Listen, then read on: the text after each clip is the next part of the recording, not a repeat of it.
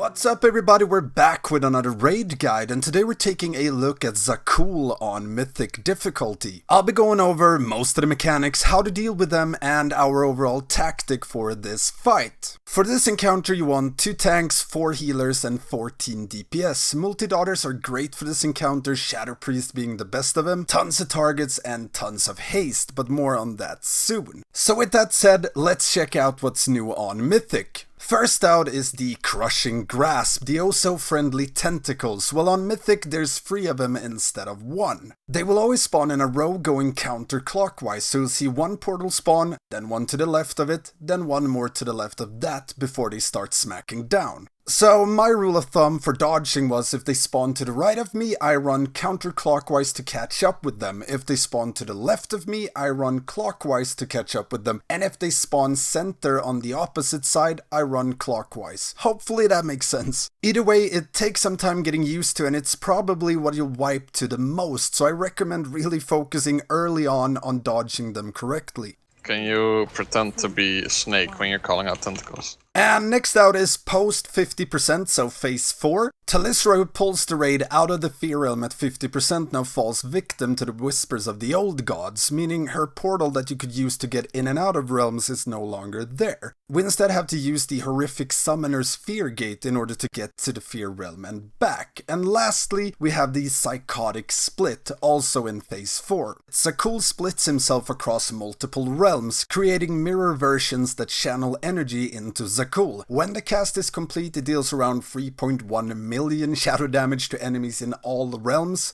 So, a wipe. These adds also grant Za'qul Dark Shield, which makes him immune to damage and interrupts. And the name of the game is defeat both adds so you can interrupt Za'qul before you wipe. The 2 adds you will have to deal with is the Echo of Fear and Echo of Delirium. The Echo of Fear can only be damaged in the Fear Realm, and the Echo of Delirium only in the Delirium Realm. So, with that said, how do we deal with all of this? Well, due to the way Za'qul's spell queuing work, there's a ton of different ways to approach it. Pushing him to his different phases at different timings will make the following phases spell order a bit different. For example, if you push into phase 2, after the second set of summoners spawn, you will get less tentacle overlaps with maddening eruptions, but the dread timing gets more awkward. On the flip side, if you push just before the second set of summoners, you will get better dreads and worse tentacles, just to mention a few. But I'll go over what timings we went for and go over it phase by phase and realm by realm. So let's start off with phase 1. Phase 1 really doesn't differ that much from heroic, except the ever so nice tentacles that now spawn in 3s. On pull, tank Za'qul in the middle and pull him to one of the summoners when they spawn. If you're melee heavy, you can pull Za'qul around to the other summoners one by one for cleave, but otherwise just keep him still and have everyone stack near him so the adds run to you. Rest of it really is phase 1 heroic. Dodge tentacles, deal with dread, make sure the adds die. If you're going for hour timings, then you need to push Za'qul to phase 2, which is 85% just as he starts to cast his 3rd set of tentacles, which is right after the second dread. The timing is delicate here. If you push before he starts casting Crushing Grasp, you will get a different set of timings, and if you push a few seconds too late, you will get the second set of summoners and different timings. So we got him down to 87-88%, then full stop on DPS. We then resumed DPS as soon as he started casting his 3rd Crushing Grasp. Because of this, we also held all of our DPS cooldowns on pull, and pre-pots aren't needed either. You will need to stop DPS even without pots and cooldowns on pull. Yay!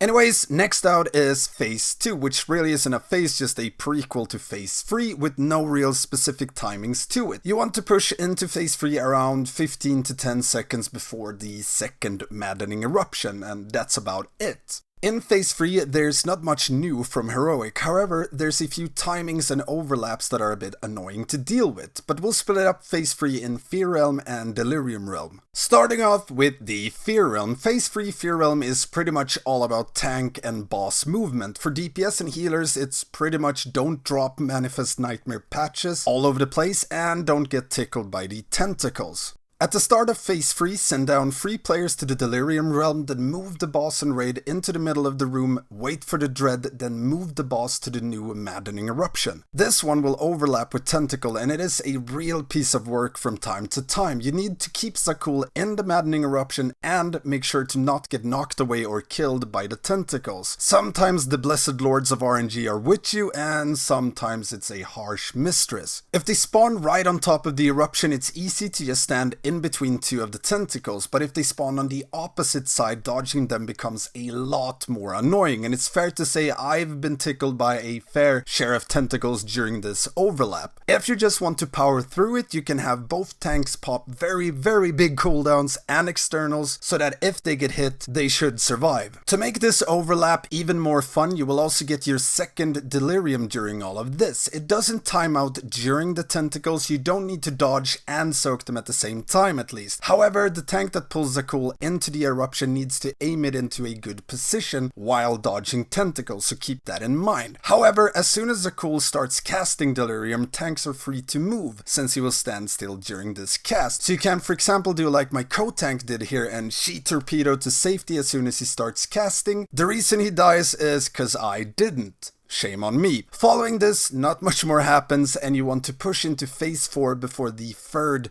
Delirium cast starts. So let's switch it around and check phase 3 Delirium realm. To start off, you want to assign 6 different players for the Delirium realms for phase 3. Classes that greatly benefit from haste or can survive down in the Delirium realm with ease are to prefer for this, like Shadow Priests, Fire Mages, Rogues, Demon Hunters, and Warlocks. You will get your first Delirium realm right at the start of phase 3 and your second one by the end of it. The players you send down with the first Delirium needs to be able to stay down until right before phase 4 starts. You should aim to get out from that realm just before Za'qul hits 50%. When he hits 50%, he will pull everyone out from both the Fear realm and the Delirium realm. But if you die in the Delirium realm, you get healed back to 50% and stunned, which can and should be insta-dispelled, so it's far safer to get out by dying than to wait for the phase shift to drag you out. The simplest way to get out fast is to get hit by the smaller tentacles in the Delirium realm. So stand in one of the tentacles' cone and make sure to let your healers know that you will be coming out in a few seconds, so they're ready to insta-dispel you. Moving on to phase 4. Again, I'll be splitting this up between normal Fear realm and Delirium realm. First of all, I want to mention the Manic Dread in phase 4. You want to be loosely spread when these goes off. If 2 or more patches overlap and you're unlucky, their stacks can be consumed by one player, which means you'll lose 1 or more DPS down in the Delirium realm, which is a disaster to say the least. So, depending on what raid cooldowns you have available in classes, you can deal with it in a few different ways. We, for example, used Devotion Aura and Rally on the very first one, which meant we were pretty much free to spread however we needed. If you, for example, need to use Barrier there instead, just make sure everyone spreads as much as possible in the barrier and have anyone that can survive outside of it stay outside, like Boomkins, for example. Anyways, at the start of phase 4, pre-spread for Manic Dread and wait for the 3 summoners to spawn. Pull Za'qul to one of the summoners and use their Fear Gate to get down to the Fear realm. Everyone except the 4 players you want to send down to the Delirium realm should go down to the Fear realm at this point. When you get down, you should treat the start of this phase like the start of phase 1. Focus on getting down 2 of the summoners and all the small horrific adds so they don't hulk out. It is extremely important that you leave 1 summoner alive. If it dies, you can't get out of the Fear realm and your healers will be very sad. You will also need the same summoner to get down into the Fear realm again at a later stage, so really don't DPS it at all. Keep dodging tentacles and move Za'qul to the new maddening eruption. As soon as this maddening eruption detonates, you want to pull Za'qul directly opposite to where the last summoner is. And this is so that you get the next maddening eruption close to that summoner, and I'll go over why in a bit.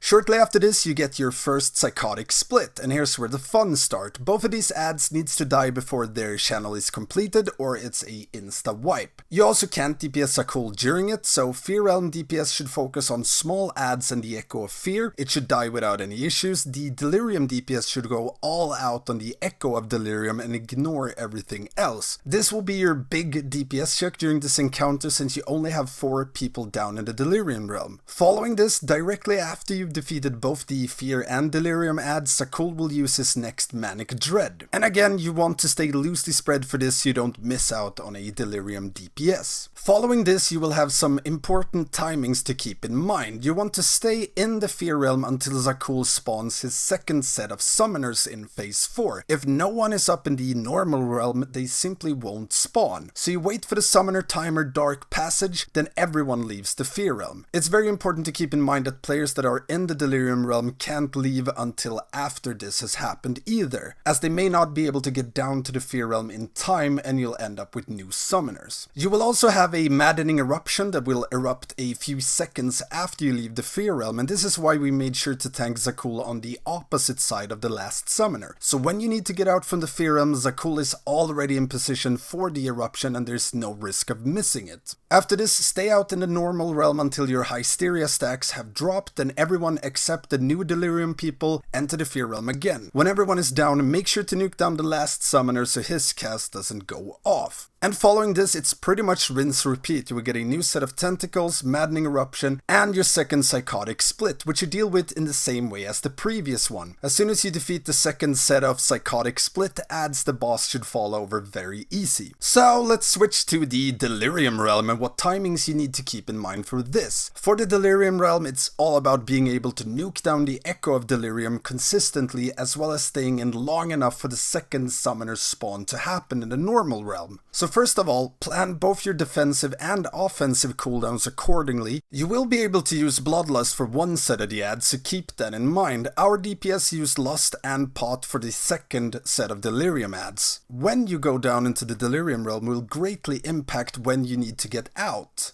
or rather how long you can stay down. So for the first set of players going down, you want to wait until after the next set of tentacles are done. This both ensures that you don't accidentally get smacked while you're trying to get down, but also make sure you don't get too many stacks of Hysteria too early. You will be around 10-11 stacks of Hysteria when you need to get out again. Find a tentacle to smack you and let your healers know you're getting out so you can get dispelled fast. Following this, you want to re-enter the Delirium realm again after the next set of tentacles, which should be 15 to 20 seconds after you left the Delirium realm, or at the very least wait until your stacks of Hysteria have dropped. This time around, all you need to focus on is getting the Echo of Delirium down in time. You don't need to stay in longer than that, so it's perfectly fine if you get knocked out directly after the ad is down. You lose a bit of boss DPS, which really isn't a problem at this point. And a side note for the Delirium people in phase 4, you will need to use your own Bloodlust or drums when you're down in the Delirium realm. You're locked off from the rest of the raid, and the other people down there will be hostile. And for the players in the Fear realm, you can kinda use Bloodlust whenever. If you're having a hard time getting down the Echo of Fear at some point, then use Bloodlust for that. Otherwise, use it after one of the psychotic splits. We ended up using it in the Fear realm after the second psychotic split, since we didn't need it for any other push. And for you healers out there, make sure to have a good CD rotation for all of the dreads and high stacks of Hysteria. With that said, if you have any questions, make sure to hit me up on Facebook or become a Patreon.